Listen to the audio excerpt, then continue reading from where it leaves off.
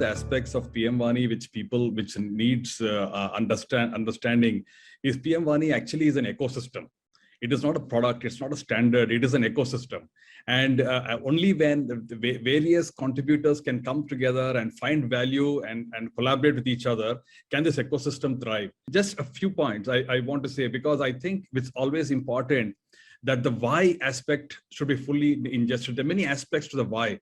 Why PM WANI? There are many things. It's very important to ingest that also very well, because I think that all the budding entrepreneurs and startups who are thinking, should I do this, and what is in it for me? What can I do? They need to understand the kind of the problem, the statement which is there out there, and what the kind of opportunities it provides.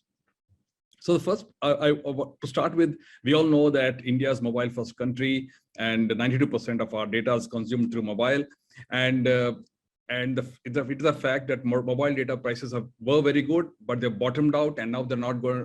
The only way now up for the data prices is to go up.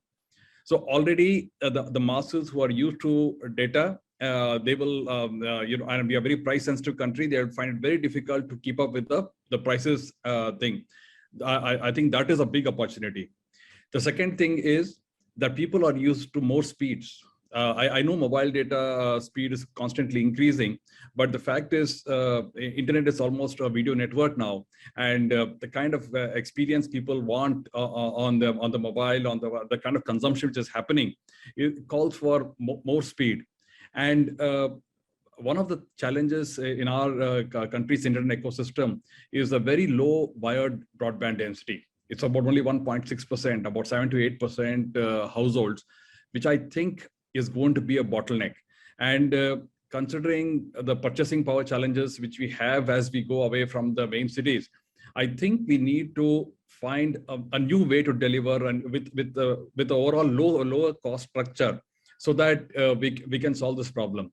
I believe, and I'm sure most of you also know, that Wi-Fi, public Wi-Fi is an opportunity, must be primarily seen as a shared wired broadband, especially if the Wi-Fi is connected on a wired network.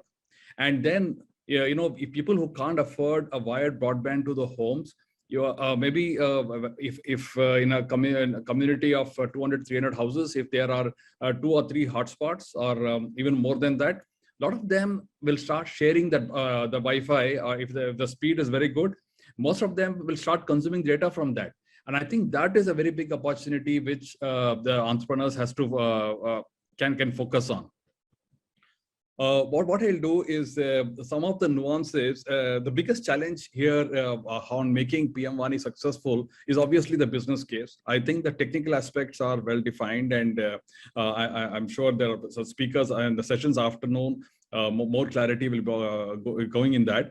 Let us look at some of the challenges and what are the ways to look at in making the business case. There is this segment.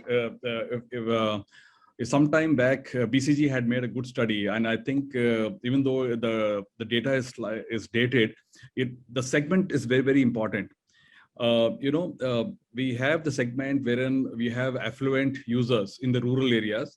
They are also mature users of the internet, which constitute about 19% of the population.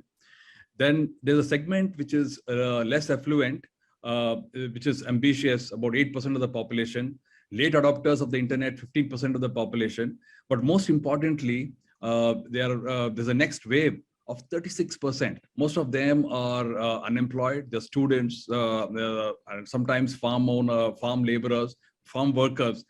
And they are the people who would like fast internet. They want access to data. They are learning to use the internet, and they want it at lower cost. So this is a very large segment of population. If we can build that ecosystem running, I'm sure we would be able to get this our WANI thing really getting to critical mass.